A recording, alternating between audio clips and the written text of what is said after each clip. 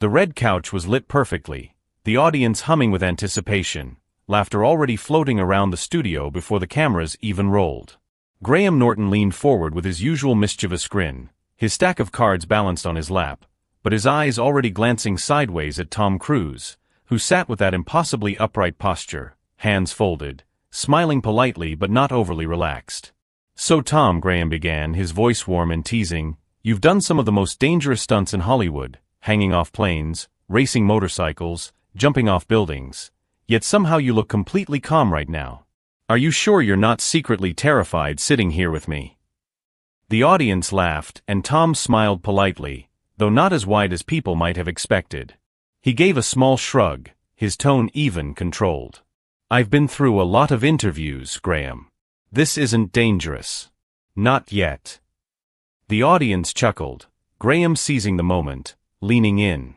"Not yet? Oh, that sounds like a challenge. Maybe I should push my luck."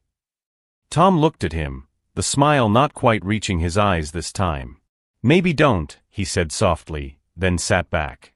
The pause was noticeable, just long enough for people to register that the tone had shifted slightly. Graham, of course, was a professional at catching tension and spinning it into humor. "Well, that sounded serious," he said, raising his brows, "and here I thought you loved a bit of danger." But Tom shook his head, the smile tighter now.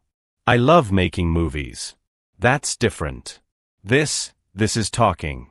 And honestly, Graham, I don't want to talk to you." The room shifted. The audience gave a nervous laugh, assuming it was part of the banter, but Graham's grin faltered just a fraction.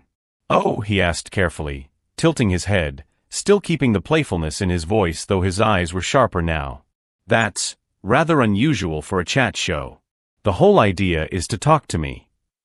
Tom leaned forward slightly, resting his elbows on his knees, his voice calm but edged with something firm. "I'm here because it's part of promoting the movie. I know the deal. But I don't like being turned into a punchline, Graham. I've seen your show. I get it, you're funny, you like to poke at people. That's fine for some. But I'm not interested in that tonight." The audience went quiet, a rare silence spreading across the set as people tried to gauge whether this was still part of the show or if something real was happening. Graham adjusted in his seat, fingers tapping the edge of his card stack, buying himself a beat. He gave a half smile, the kind he used when guests went off script. "Well, Tom, I don't think anyone here wants to make you uncomfortable. We're all just here for a bit of fun. Surely you can share a story without it feeling like a joke." Tom's jaw tightened. "It's not about the story. It's about respect." That line landed heavy, and Graham straightened, the playful atmosphere giving way to something more tense, though still restrained. He nodded once, acknowledging the weight of Tom's words, then leaned back, shifting his body to open toward the audience as if to include them. "You see, this is what makes live television so fascinating," he said, his tone smooth, trying to keep control. "You never quite know where the conversation will go. And sometimes, that's the most honest moment you can get." The audience clapped lightly, unsure but supportive, and Tom exhaled slowly, sitting back in his chair again, arms crossed now. Graham looked at him, this time with more curiosity than mischief. "All right, then. If you don't want me poking fun, why don't you tell me something you actually do want to talk about? Something you think people never quite understand about you." Tom hesitated, his eyes narrowing slightly, weighing whether he wanted to open up or hold the line he had just drawn. His silence stretched, Graham letting it linger for just a few seconds before adding quietly, "Because if you don't, Tom, this will be a very short interview." The audience laughed again, the tension easing slightly though the undercurrent was still there. Tom finally leaned forward again, his voice lower but carrying clearly through the studio. "People think I'm invincible. They see the stunts, the press, the smile, and they think I'm some kind of machine. But I'm not. I work harder than most people will ever realize. I bleed, I break bones, I've had nights I can't sleep because of the pain. And when I sit here and you make it into a joke, it feels like all that work, all that sacrifice, means nothing." Graham's expression softened a fraction, though he didn't let the moment slip entirely sentimental. "That's fair," he said, nodding slowly. "And I'll admit, I do enjoy teasing my guests. But maybe tonight, we'll take a different approach. No jokes about the stunts. No couch diving references. Just Tom Cruise, the man who actually feels pain." The audience laughed, but this time more warmly, the ice cracking just a little. Tom allowed the corner of his mouth to twitch into a half smile, though his eyes still held that guarded edge. "That's a start," he said, and the crowd clapped, sensing the tension bend but not fully break. Graham glanced down at his cards again, tapping them lightly, his mind clearly racing. He was already plotting his next move, how to steer this unusual interview into something memorable without letting it collapse entirely.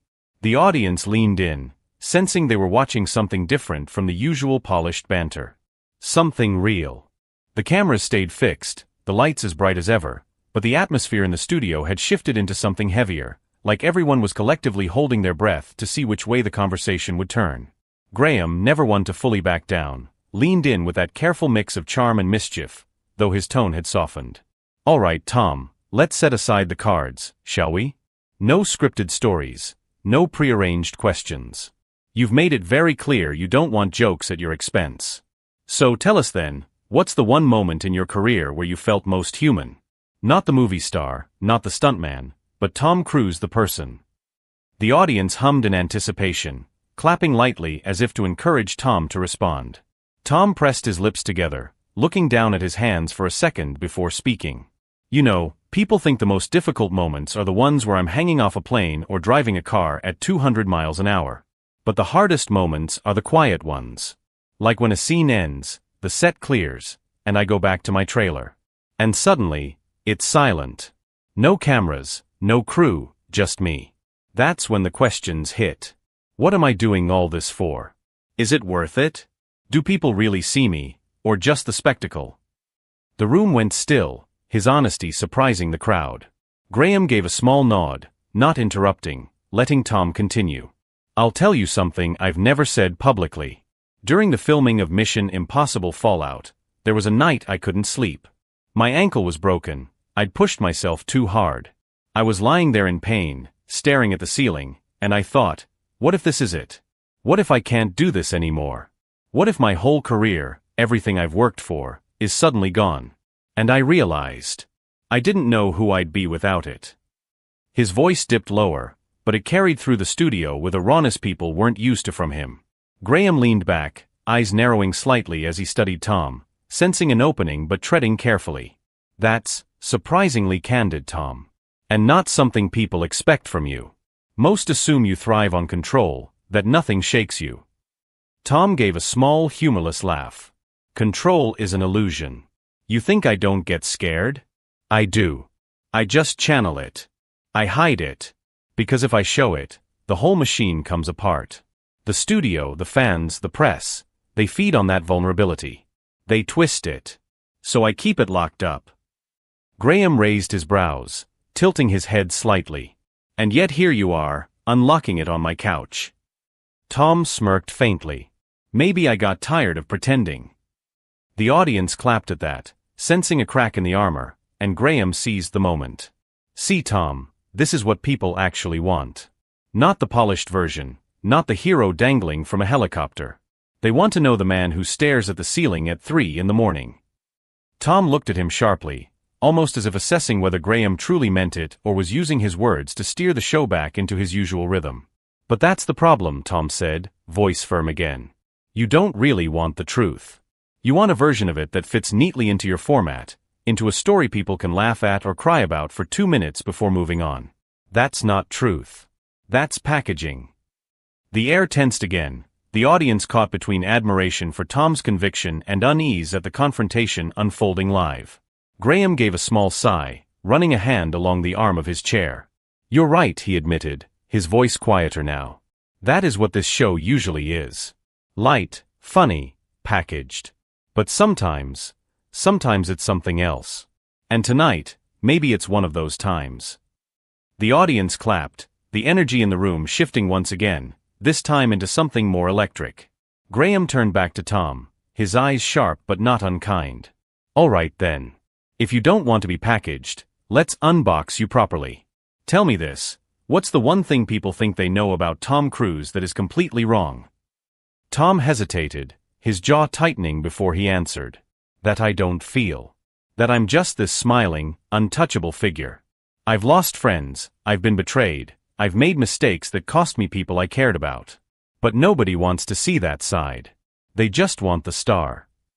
His voice caught slightly on that last word, and for the first time Graham leaned forward without the hint of a joke, his tone steady.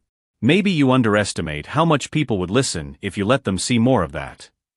Tom gave a half smile, though it didn't carry much warmth. Or maybe you overestimate people. The room murmured, the tension palpable, the push and pull between them growing sharper.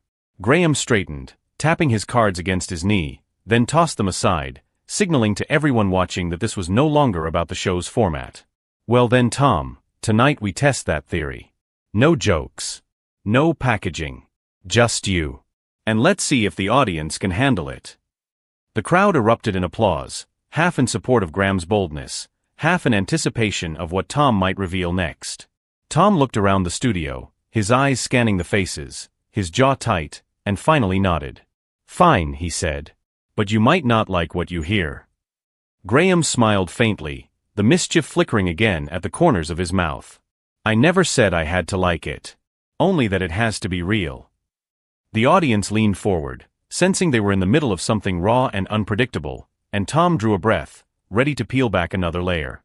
The studio air felt charged, the audience quieter than usual, sensing that what was happening wasn't scripted or rehearsed but dangerously real, and Graham, leaning forward with his fingers laced, kept his eyes fixed on Tom as though trying to walk a tightrope between host and adversary. All right, Tom, Graham said calmly, you promised honesty, so give us something real. Not about the films, not about the stunts, something that actually matters to you. Tom hesitated, his shoulders rising and falling, then he leaned forward and said in a low voice that carried anyway, people don't realize how much of my life I've given away. They see the premieres, the smiles, the work, but they don't see what I've lost. Friendships, marriages, normal moments. I've missed birthdays, I've missed life. And sometimes I wonder if I've traded too much of myself just to entertain people who will forget me the second the credits roll. The audience murmured softly, the heaviness of his words hanging in the air, and Graham nodded slowly, his usual humor absent. That's powerful, Tom. But I think you're wrong about one thing. People don't forget. They remember moments. The running, the energy, the risk. That's why you're here, why this audience is sitting forward in their seats. Tom shook his head firmly. No, Graham, they remember the spectacle. Not me. And I'm tired of being a spectacle. There was a beat of silence before Graham responded, his voice edged with the tiniest trace of challenge. Then maybe the problem isn't them, Tom. Maybe the problem is you don't know how to show them the real you without hiding behind the spectacle. The words landed like a stone dropping into water, and the audience reacted with a collective gasp, the tension breaking into audible discomfort, some clapping nervously, others going silent, and Tom's jaw tightened visibly, his hand clenching into a fist on his knee before he leaned forward sharply, his voice cutting through the room. You don't get to tell me who I am, Graham.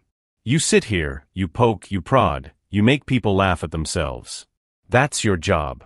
But you don't live my life. You don't know what it takes to carry the weight I've carried for 40 years. So don't sit there and pretend you do. The audience went dead silent now, the laughter gone, the awkwardness swallowing the room, and even Graham looked rattled for a moment, blinking as though trying to find the ground again.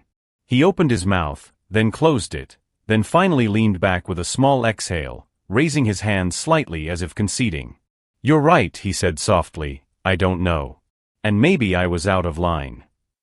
The audience clapped hesitantly, unsure how to respond, but Tom remained firm, staring at Graham for a long moment before finally leaning back, his expression softening just slightly. Graham straightened in his chair, shaking his head with a faint smile now, regaining some of his composure. Well, that may be the most uncomfortable interview I've had in a long time, he said lightly, which drew a nervous laugh from the audience, easing the tension just enough. Tom finally allowed a small genuine smile to appear, though tired, like someone who had carried too much for too long. Uncomfortable isn't always bad, he said, his tone gentler now. Sometimes it's the only way you get to something real. The crowd erupted into applause, this time more heartfelt, the tension dissolving into energy, and Graham nodded, turning toward them with a half-grin. "Ladies and gentlemen, I think we've just had the most honest conversation ever on this sofa." The audience cheered, Tom gave a small nod of acknowledgement, and for the first time in the night, the two men shared a look that wasn't playful or combative but quietly respectful, as though something had shifted between them in front of everyone. The cameras zoomed out, the light softened, and the moment closed not with a joke or a stunt, but with silence that spoke louder than either of them could.